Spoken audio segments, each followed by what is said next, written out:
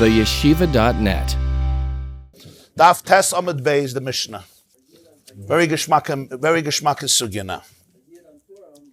I know that Ziva and Saras was a little difficult for you if you're not initiated in it, but I hope you could review it. And if you just learn the facts that we gave in introduction, you'll see it all fits in. You just have to know the facts. People hear these words and they shut down right away. But you don't have to shut down. You don't have to run away from the anxiety. You got to work it through. Daf Tes Amud Beis, the Mishnah. Okay, as always, let me give a very brief introduction. A brief introduction in terms of history, so you'll understand the sugya. Moshe Rabbeinu prepared a concoction. It's called Shemen HaMishcha, anointing oil. It's discussed in the beginning of Parshas Kisisa, the exact herbs, spices, and of course oil that he mixed together. It was a compound of oil with many herbs and spices in a certain measurement that the Torah articulates at the beginning of Parshas Kisisa, 2 weeks Parsha, and this was the Shemen HaMishcha. What did he do with this Shemen HaMishcha? Basically, he anointed the Mishkan. When the Mishkan was put up, he took this oil and anointed the Mishkan. He made it holy, but something else happened. What happened was he used the Shemen HaMishcha to appoint the Kohen Gadol, to appoint the high priest, Aaron Kohen Gadol, and every subsequent Kohen Gadol. What nominated him? What was the moment he began to serve as a Kohen Gadol? When he was anointed, a little bit of this original compound or concoction that Moshe made, called Shemen HaMishka, was placed in the Kohen Gadol, and that was the moment that he actually became a high priest, eligible to do everything that Torah says a Kohen Gadol has to do. The Avodah of Yom Kippur, etc., etc. Of course, the Kohen Gadol had something else he had to do, and that is, he had to put on the 8 clothes, Shmoina B'gadim, 8 garments, versus a regular Kohen who only had 4 garments. So the nomination of every Kohen Gadol, the Torah clearly says in Sefer Vayikra, happens through anointing him with the oil of Moshe Rabbeinu, Shemen HaMishcha, and putting on the 8 garments of the Kohen Gadol. And of course, those 8 garments are 4 of the regular Kohen. 4 of the regular Kohen is the hat, and the shirt, and the tunic, and the belt. And then there's another 4 of the Kohen Gadol, which is the choshen, the breastplate, and the ephod, the apron, and the tzitz is the golden plate on the forehead, and finally the me'il, the extra coat with the rings, the bells on the bottom, which was on top of the ksainis and the tunic that the Kohen Gadol wore.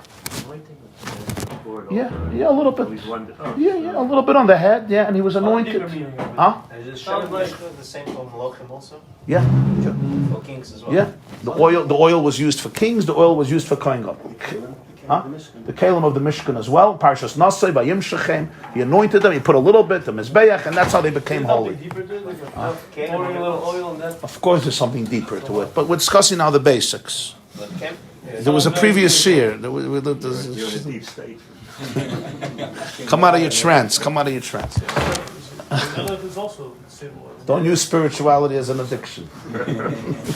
I'm just joking. Fine. So that was Yoshiyahu HaMelech was one of the last kings of Judea. Yoshiyahu. He felt the Churban is pending.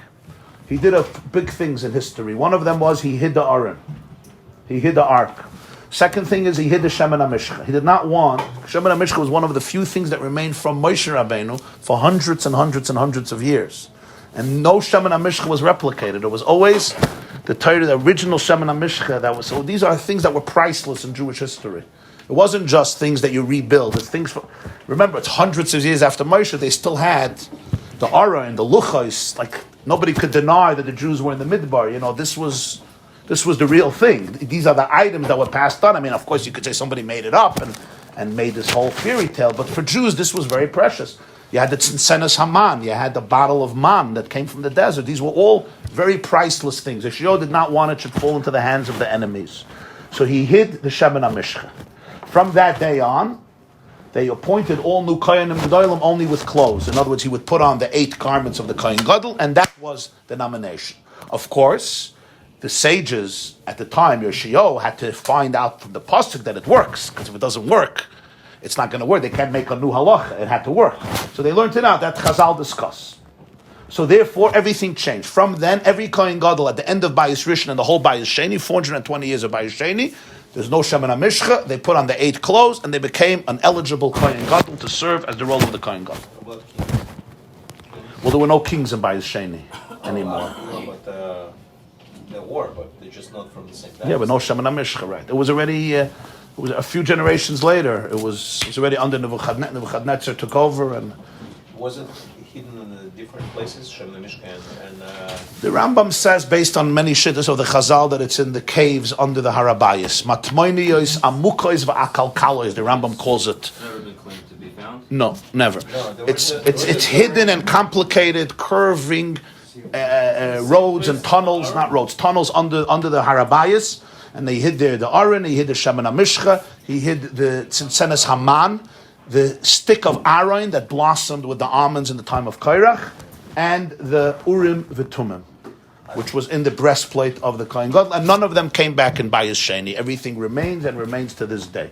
About the Aaron, there are other opinions in Gemarah. Some say it was taken to Babylonia, etc. I've heard in the name of Avram Chaim Lapianza, who was my Rob. He said that there was a Jewish family that found Aron HaKodesh, and they went to one of the Gedolim in the time of Rabbi Lapian, and he told them, guard it and don't tell nobody.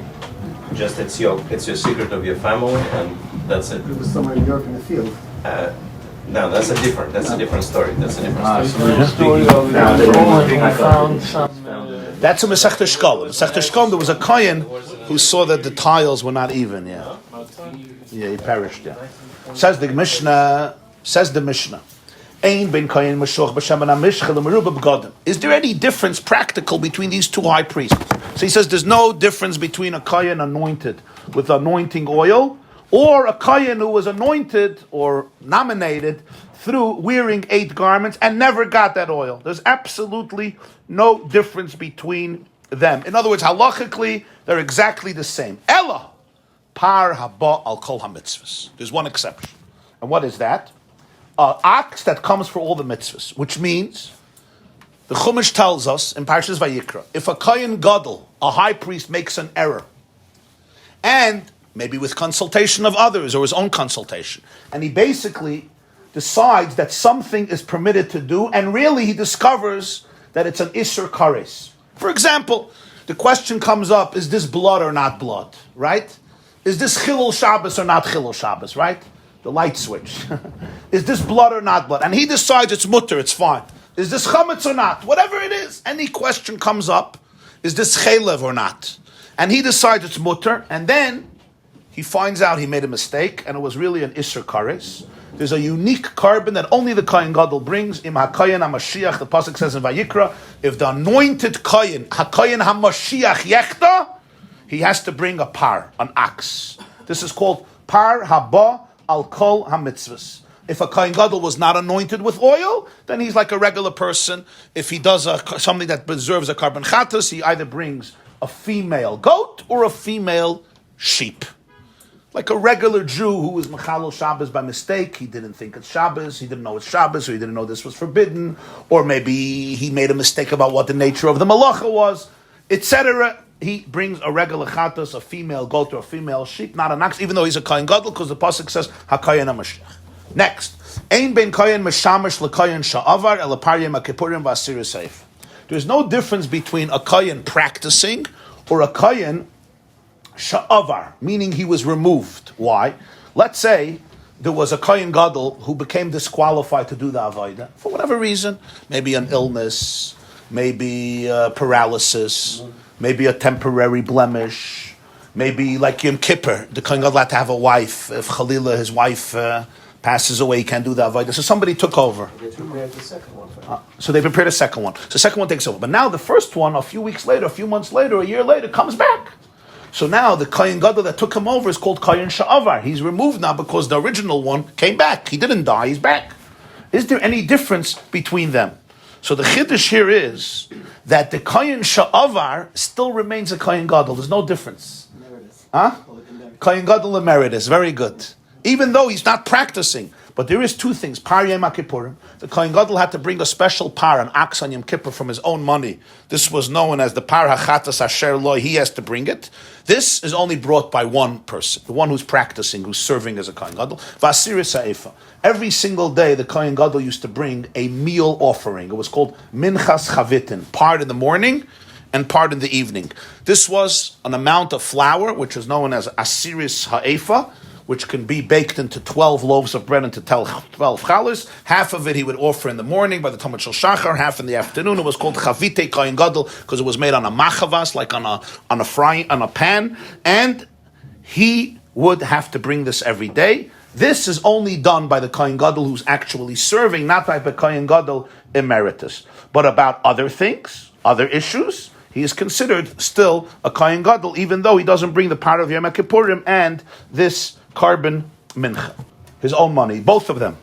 Oh, both of them? Yeah, the par of Yom Kippurim he had to bring from his own money, and the Asura Sefer he had to bring from his own money. This was his personal offering, from his own assets, and this is only done by one kohen gadol. It's not done by two kohenim gadol. It's matzah or Yeah, it was all matzah, no chametz. It was always matzah. Yeah, But it's baked. It's baked, basically.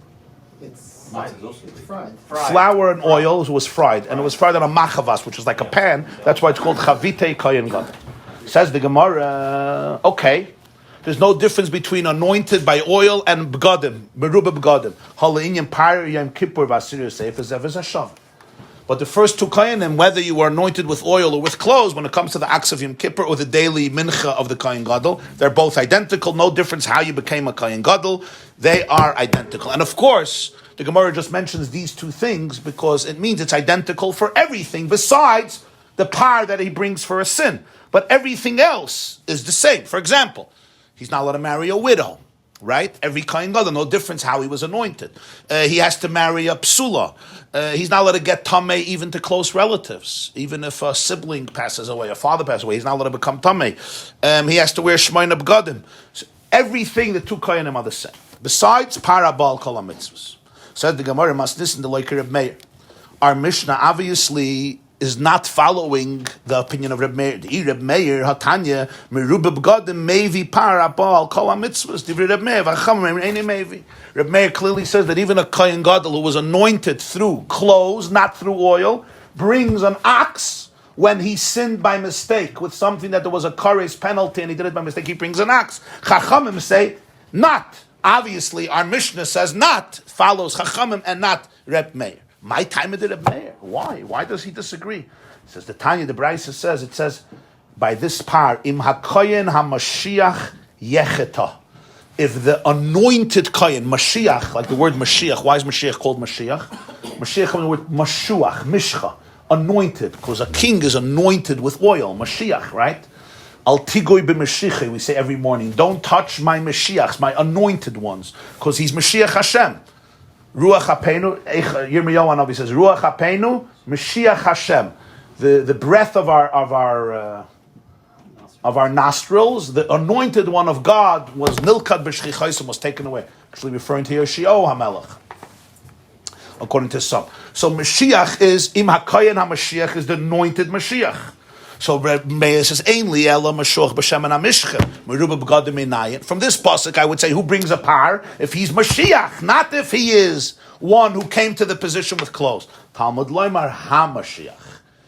That's why it says the Mashiach with an extra prefix, with an extra hey, which is superfluous. This teaches me that there's another kohen gadol who also has to bring a par if he made this error and sinned by mistake in something that has a penalty of kares. Now, the truth is, it's interesting. The Tosfos Sarash says usually when there's an extra hey, it actually is exclusive. It's limited. It narrows it. Like you'll say, habayis, the house, not a house, the house, or ha'adam, the human being, right? So you would think HaKoyen HaMashiach is like only the Mashiach.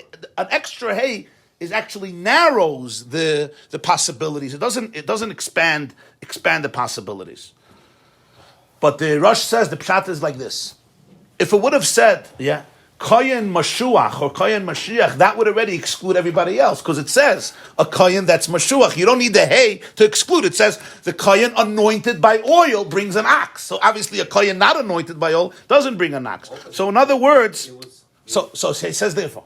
So the fact that it says Mashiach already, is already narrowing. The hay is a second limit. Two negatives create a positive. Ein miyut achar miyut ela l'rabbis. We have a klal in Shas. When you negate and you negate again, it means you're negating the negation. You're negating the negation. Two negative becomes a positive. Ein miyut achar miyut ela l'rabbis. So it says a mashuach. You would have already known only mashuach. Now you negate it again, and you limit that. So now you say it's everybody. No, that's Reb Meir. I'm sorry, that's the wrong logic. Because according to Mashiach, I would say that Only anyone Mashiach. who was Mashiach And not Gadim. But there would be one. Why? That's what he says. That since miyut achar miyut, this is what the Tosaf Sarach explains in Reb Meir. Kohanim. No, one. Yeah, it says Mashiach, one. so it says Im hakoyen hamashiach yechta. Im hakoyen hamashiach yechta. When the second guy comes to take over, he gets. So then the same logic, but Beis HaKodesh also doesn't apply. That's Reb Meir's shit. That's Reb Meir's shit. Chachamim disagree. Chachamim say that no, it's only the kohen hamashiach. Frag the Gemarah, Every single time you have a head. Well, you have to look at the situation. You have to look if it's a miyut achar miyut. Yeah. Frag the Gemarah, but mayu kimna. The loiker Reb Meir. So you establish that our Mishnah does not follow Reb Meir, because Reb Meir would hold that even a kohen who was nominated through clothes brings a par. But here we have an issue. Aim is safe. Now go to the second part of the Mishnah. What's the second part? Ein bin kohen mashamish lekohen sha'avar el parshem akipurim vasir safe. There's no difference between a kohen serving in actuality or a kohen who's emeritus. Only the ox of Yom Kippur and the daily meal offering. Everything else, both koyanim are identical.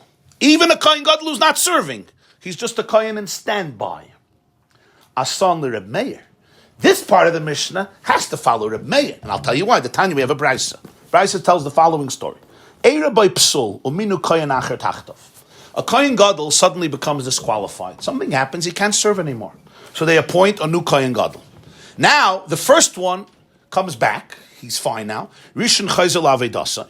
The first one comes back, and Sheni kol mitzvahs kahuna gedoyla alav. The second one is still obligated with all the obligations of kahuna gedoyla. Meaning, just because he's not serving as a kohen gadol, he's never demoted. He's never dethroned. He still remains a kohen gadol. In other words, if he wants to serve, he has to wear shmeina b'gadim. He is like a kohen. Divrei Reb Meir.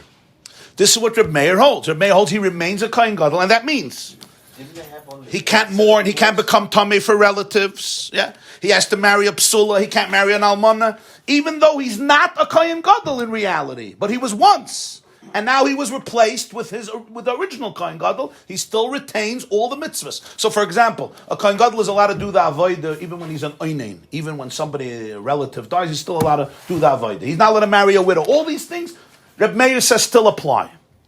Rabbi Yossi Omer, sorry. Rishon chayzel avedasai. First one goes back. Sheni einoi royu loy l'kohen gadol v'loy l'kohen hedyet. The second guy can't be a kohen gadol. He even can't be a kohen hedyet. Even, you understand? He loses everything. Rabbi Yossi, I'll tell you a story. Ma'aseh Rabbi Yosef ben Ulam mitzipori shira by psul b'kohen gadol. So a story that happened with a man named Rabbi Yosef, the son of Ulam, came from Tzipori. There was a blemish in the kohen gadol. Uminuhu tachtov. Rabbi Yossi ben Ulam of Tzipori became the successor. He became the new kohen gadol. In the interim, the first kohen gadol came back to the position. He doesn't say it because it's obvious.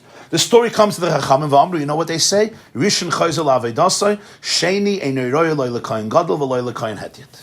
The second one, Rabbi Yosef ben Ulam, can go back to serve as a kohen gadol, meaning with 8 garments. He's not allowed to. Nor can he serve as a regular kohen with 4 garments. Why? So it becomes 1 second. Kohen gadol mishum eva. The Chachamim said he can't serve as a kohen gadol because it's going to create animosity and jealousy. This is a fascinating idea. You have the kohen gadol, the greatest of the Jews. It shows how humans are. Right? You have the greatest kohen gadol. I'm wearing 8 clothes. Suddenly I see my friend Rabbi Yossi ben Ulam Tzipori, who took me over when I was not in the position, is wearing exactly the same thing. It can create very negative feelings. The Chachamim said, don't do it. Not only that, it's only one choshen mishpat. Huh? It's only one choshen mishpat. Only one urim and You make only one you make a second one. You make a second one. 2 computers? Yeah. Supercomputer. 2 quantum computers? Yeah. Second base Hamikdash didn't even have Urim. This is the second base Hamikdash. Second base Hamikdash didn't have an Urim v'Tumim. You build vessels. One that's in both places at the same time. Huh? Yeah, that's what I'm That's saying. what I'm That's saying. what I'm One saying. that's in both places. No, second base Hamikdash didn't have Urim v'Tumim. Only a Choshen Mishpat. You make a new one. Yeah, you give them the Shemaina B'Gadim. You make a new one. They may even had older sets. So therefore, Mishum Eva. In other words, this is and the Chachamim accepted this. They would not let him be a Kohen Gadol, even though he was entitled to be a Kohen Gadol, and it would not disqualify the Avodah. They would not let him do it. Why? It creates Eva. It's very important to understand this. When somebody's doing exactly the same thing that I'm doing, 2 Kohanim serving together is not a problem. That's how it's established. But a Kohen Gadol is usually one, and suddenly there's a new guy on the block, right? It's not a good idea. They said it's not a good idea. Huh? You relate to this? Anybody relates to this? It's going to drain his energy. He's going to be an angry man. He's going to get frustrated. He's going to start hating him. And the last thing we need from a Kohen Gadol, 2 Kohanim Gadol, does not be on speaking terms. You know, like the rabbi and the president in the shul. They can't speak together because they're in a fight, huh? Or 2 rabbis. 2 rabbis.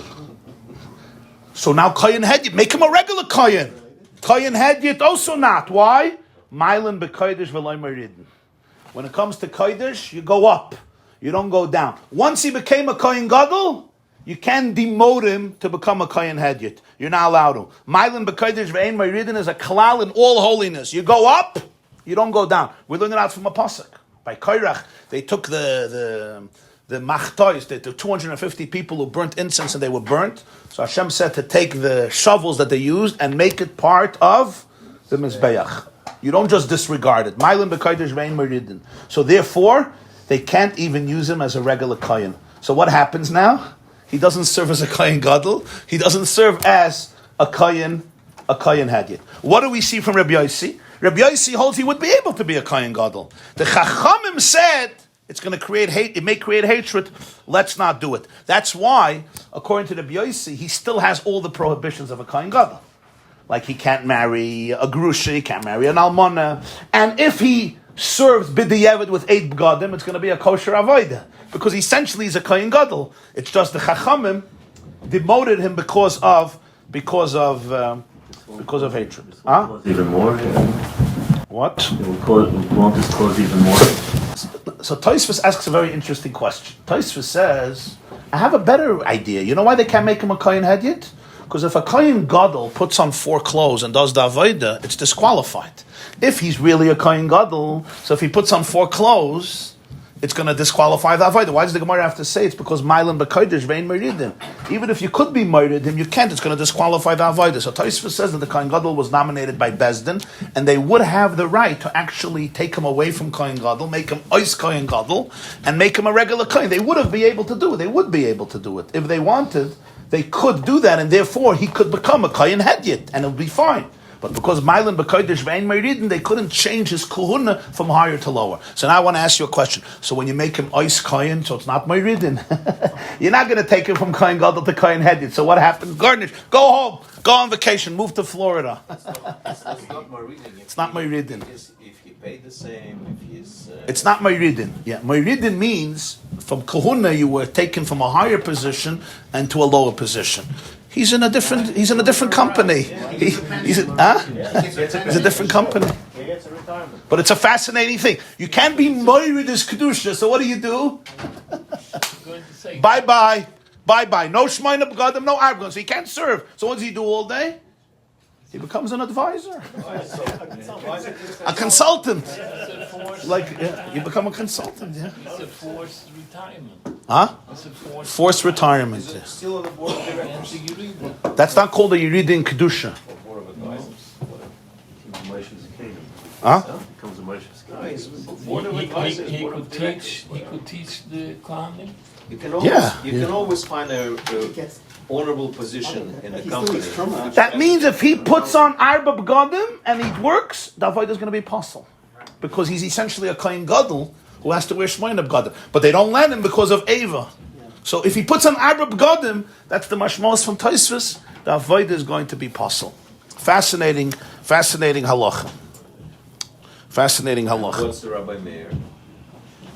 How Huh? Rabbi Meir would think about it? So let's now continue. So what does this mean?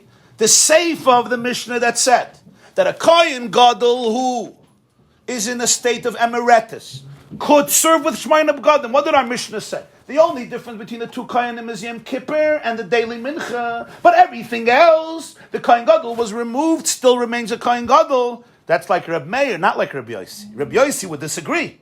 So the end of the Mishnah follows Reb Meir. Reish Rabbanu v'Sefer Reb Meir. So here you have a very funny thing in the Mishnah.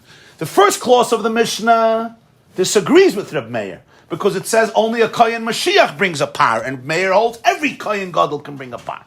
The seif of the Mishnah is only Reb Meir because Reb Yossi disagrees and holds that a Kohen Sha'avar can't serve as a Kohen Gadol besides Yom Kippur and Asiris Ha'efam. So we have here a serious issue. Why? Rabbi Yehuda HaNasi is writing the Mishnayos or editing the Mishnayos. Does it make sense that the beginning of the Mishnah he plucks out the view of Reb Meir, disagreeing with the Chachamim, and that becomes the beginning? The end of the Mishnah, he now, right? Only Reb Meir, because everybody else disagrees. So the first, he rejects Reb Meir, sends Reb Meir away, and he takes out the view, and the Sefer is Dafka Reb Meir. It's strange. Amar Reb Chizda in, yeah. I have no problem. Reish Rabbanu v'Sefer Reb Meir, yeah. It's fine. The beginning of the Mishnah follows one view, and the second part of the Mishnah follows a second view. That's fine. That's what he did. Yeah, he plucked out one opinion from one argument, and he brought him, and another opinion from another argument. That's exactly what he did. Rabbi Yosef Amar, no, Rabbi he. The author of this Mishnah is Rabbi Yehuda HaNasi. He is the man. V'nasiv la'alibid Tanai. And he had a different opinion in one issue, and an opposite opinion, the opposite tan in another issue. Meaning, when it came to the question of bringing an ox for a sin, Rebbe held like the Chachamim, not like Reb Meir. When it came to the issue of a Kohen Sha'avar, he held like Reb Meir. It's not two opinions, it's him. And he sided in one issue with Reb Meir, and in the other issue with the Chachamim. That's what Reb Yosef argues. In other words, it's not a hybrid of two Tanoim.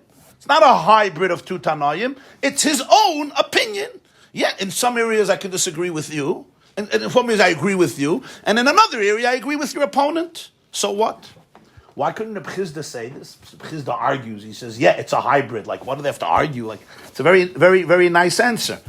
But it seems like that Rav Chizda held that the Mishnayos are usually not Rabbi Yehuda HaNasi himself. He is the editor-in-chief. He is the one. The editor-in-chief doesn't put in his opinion. The real editor doesn't insert his own agendas, huh? Just states. He states, he puts it together. So Rabbi Chizda held that's the Mishnah. And therefore, Rabbi Yehuda saw himself as an editor. An editor means you are bringing together and organizing the opinions of the Tanaim. That's why he puts it differently. And Rabbi Yosef is mechadish that it was Rabbi Yehuda HaNasi sometimes is saying this is my position. It's actually, he's writing about his own position, and that's why it could be a contradictory opinion. So basically, he changed the hat from editor to Tana. He changes the hat from editor to author. Tana. Yeah. Says the Gemarah, says the Mishnah, another fascinating issue comes up now. And here again, we need a little historical introduction. Known as, you got it? Known as bamais. A bama, like a bima, is a platform. Okay? How did people used to bring karbonos? There were always offerings, right? We see Noach brought offerings, Avram, Yaakov. There were offerings before the Mishkan. What was the system? Psachim in Mitzrayim already. The answer is there was something called a bama. Until they put up the Mishkan in the desert, a bama means you can build a little altar in your backyard and slaughter a carbon to God. Yeah? Some say it can even be a rock. You don't need an altar. You can even use a cellar. It's a discussion in Masechtas Zvachim. Two opinions if you actually have to build an altar in your backyard, or you could just take a rock and it becomes your private bama, and that's where your makriv karbanos. The moment the Mishkan was put up in the Midbar, that became prohibited. I can't go to my backyard and start slaughtering karbanos to God. That's actually forbidden. Until they come into Eretz Yisrael. When they come into Eretz Yisrael 40 years later, this is the year 2488 since creation, because they left Egypt 2448, so this is 2488. They come into Eretz Yisrael. For 14 years, they're busy conquering the land and dividing the land. And the Mishkan was put up in Gilgal. But the Aron was not in the Mishkan. Because the Aron was not in the Mishkan, so the Jews were allowed to still do Bamas. They went back to pre-Mishkan state where they could actually make their own karbonos in their own Bama for 14 years. The Mishkan itself had a Mizbeach, the copper Mizbeach that Moshe built, but Tzalel built, but it wasn't called a Mishkan because the Aron was missing. It was called a Bama Gdoila, which means the center place where all Jews come, but it still had the definition of a Bama, not of the regular Mishkan. After 14 years, they calmed down and they built a Mishkan in Shiloh. In Shiloh, you can go to the excavations in Shiloh. It's an interesting place to go. And it stood for 369 years. That's a big amount, a long amount. That's when, and the Aron was there, it was calm. The Bamas again were forbidden. Then it was destroyed. For another 57 years, the Mishkan was roaming between Noiv and Givon. And the Aron was taken into captivity by the Philistines. So now the Bamas came back into use. And then the Beis HaMikdash was built, and since then the Bamas are gone. So again, before the Midbar, you had Bamas. After the Mishkan and the Midbar, no Bamas. In Eretz Yisrael for 14 years, the Mishkan was in Gilgal without an Aron. The Mishkan was called a Bama Gdoila, the Mizbeach, and people can have their own Bamas in their own houses. Afterwards, there's 369 years in Shiloh. There's no Bamas anymore. Shiloh gets destroyed. And for the next 57 years till the Beis HaMikdash is built, Bamas come back into use. The Mishkan is in Noiv and then in Givon. It's called a Bama Gdoila because the Aron is in captivity. Okay? Says the Gemarah Mishnah, Ein bein Bama Gdoila le Bama Ktana. There's no difference between a Bama Gdoila and a Bama Ktana. Meaning, Bama Ktana is your own Bama. A small Bama in your backyard for you and your family and your cousins and your friends. That's wherever you want to do it. Bama Gdoila is a central Mizbeach for the whole Jewish community. When the Mishkan didn't have the Aron, like Noiv, Givon, Gilgal, these are the three places without an Aron, it was called Bama Gdoila because the Mizbeach was for the whole community, for Klal Yisrael, but it didn't have the full sanctity of the Mizbeach. It says there's no difference between the two. You could bring karbanos, Ela Psachim. Karbanos Pesach, you can't bring in your Bama Ktana in your backyard. You have to come to the Bama Gdoila. Zahaklal, here's the principle. Kol shu nidar v'nidav. Any carbon that you bring as a contribution and as a gift, meaning a voluntary gift called neder unadava, it could be an oila, shlamim. We spoke last time a few days ago, a neder is harei alai, a nadava is harei zu. Karev bebama, you could bring in your own bama. A carbon that you can't bring as a contribution, meaning it's an obligatory carbon. It's an obligatory carbon, let's say a carbon chatas, a carbon asham. This you cannot bring in a bama ktana. You cannot. It's not going to work. What can I bring in my bama ktana? And psachim, which is a carbon chayva, and psachim. What can I bring in my bama ktana? Only voluntary offerings, which could be an oila or a shlamim. But let's say I sinned on Shabbos and this, a chatos, I have to go to the Bama Gdoila, right? Or a carbon asham, I have to go to the Bama Gdoila. Or carbon Pesach, which is an obligation, I have to go to the Bama Gdoila. Chagiga by definition was Bama Gdoila because it was what you brought when you did Aliyah L'Regel, Yeah, those were obligations. It's not Nidar and Nidav. Nidar and Nidav means voluntary pledges and gifts. Says the Gemarah, 1 second. Like an example. Huh? Psachim was like... Oh, the Gemarah. Psachim v'sulai. I understand. First you tell me only Psachim, and nothing else, right? That the only difference is psachim. But then a second later you tell me you can't bring anything on the Bama Ktana. You're contradicting yourself. The Mishnah starts, the only difference is psachim. Everything else, they're the same. A moment later you tell me, whatever is not a neder and a nadava you can't bring there. So he says, Eime ke'eim psachim. Psachim is a metaphor. It's an example. Meaning, the only difference between the two Bamas is something that's like psachim. What's the definition of psachim? It's an obligation. And it has a permanent time. Because it has an obligation, I'm obligated to have a permanent time, I cannot do it on my Bama Ktana. I have to do it on the Bama Gdoila, because obligatory offerings, I have to do on the Bama Gdoila. So what could I do on the Bama Ktana? Non-obligation. So Psachim would be like a paradigm of what, It says me, 1 second, me, money, who does this? Follow Reb Shimon. Tanya, Reb Shimon Noimer, Av Tzibur lo hikrivu el psachim v'chayva shekavu olam zman. Even the community can only bring an Abba Magdoila Pesach and all obligatory karbanas that have a time, like the carbon tamid every day, like the carbon musaf on Shabbos, Rosh Chodesh, Yom Tov, Avol Chayve Shein Kavu Olam Zman Hacha V'Hacha Like Karev. Obligatory karbanas that don't have a permanent time. An example for that would be, what would be an example for that? Let's say, let's say the whole tzibur, Bezdin tells them you're allowed to eat this, and it turns out to be blood. So the whole tzibur has to bring a carbon. This is called par helim davar shal tzibur. If the Sanhedrin makes a terrible mistake in halacha, yeah, and the whole crowd, a lot of the crowd does it, they have to bring a carbon. It's a chayva, but there's no zman for it. You can't predict it. That would be an example of a carbon that you can't bring on the Bama Gdoila according to Reb Shimon. Chachamim disagree with Reb Shimon. They hold that all karbanos tzibur, even without a time, could be in a Bama Gdoila. But our Mishnah says it has to be like Psachim. What's the uniqueness of Psachim? Psachim has a set time. It's not maybe yeah, maybe not. That's why the Mishnah says Psachim, because it's following the view of Reb Shimon. But that's all a Bama Gdoila. Bama Ktana remains only for Nidarim and Nidavas. Right. Yeah. Oh yeah. Pesach has a fixed time. If you didn't do Pesach Rishon, you do Pesach Sheni. So why did Mishnah didn't say Elo Choyvus? Well, El Psachim means the model of Pesach, the paradigm of Pesach, and then he says Zah Klal. Let me now get specific what I mean. In other words, the Zah Klal is just a explanation of this. Lashon Bama you find never in Psukim, or? The word Bama. Ella al. Well, you have it in Tanakh, yeah, like. Talks about everyone being listed. The word you're saying? Yeah.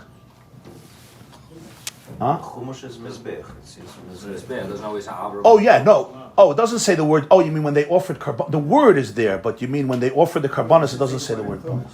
It doesn't say word Bama in Chumash? No, I don't think so. I don't remember. Yeah, but it refers to like the Zohar. In a negative form. In the negative, it refers to like the Zohar. You have to destroy Bamas. The Nevi'im mention a lot how they used to build their platforms and they would offer. But in Chumash, as part of the karbanos, I don't remember such a word. Okay, we'll stop here. A good Chodesh and a wonderful day. We'll continue Be'ez Hashem tomorrow. Understood? A good Chodesh, everybody. A freiliche Chodesh. This class is brought to you by theyeshiva.net. Please help us continue the classes. Make even a small contribution at www.theyeshiva.net/donate.